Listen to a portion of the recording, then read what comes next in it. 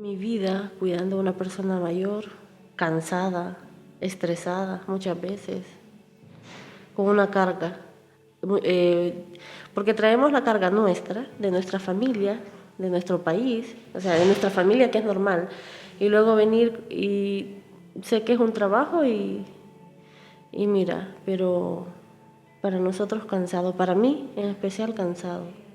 Y más que todo porque no tenemos derechos y las ventajas que deberíamos tener, esos derechos que nosotros queremos.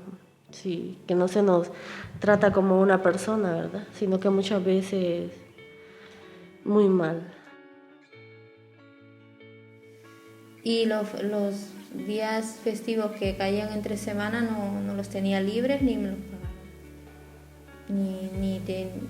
Ni he tenido derecho a pagas ni nada de eso. O sea que llevo 2 años, 5 meses trabajando sin un día de vacaciones. Ni pagados ni que me los han dado.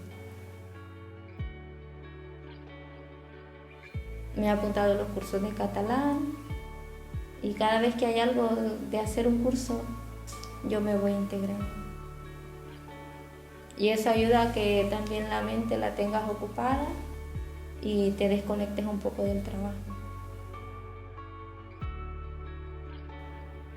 Queremos que la mujer migrante se respete, que los abuelos tengan consideración con este tipo de mujeres, porque de repente hacemos hasta más de lo que tenemos que hacer.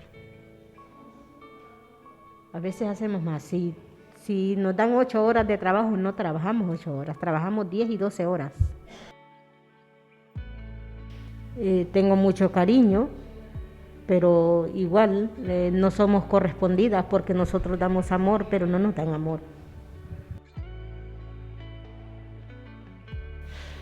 Nos tienen ahí como que somos internas, pero yo siempre digo internas pero no esclavas.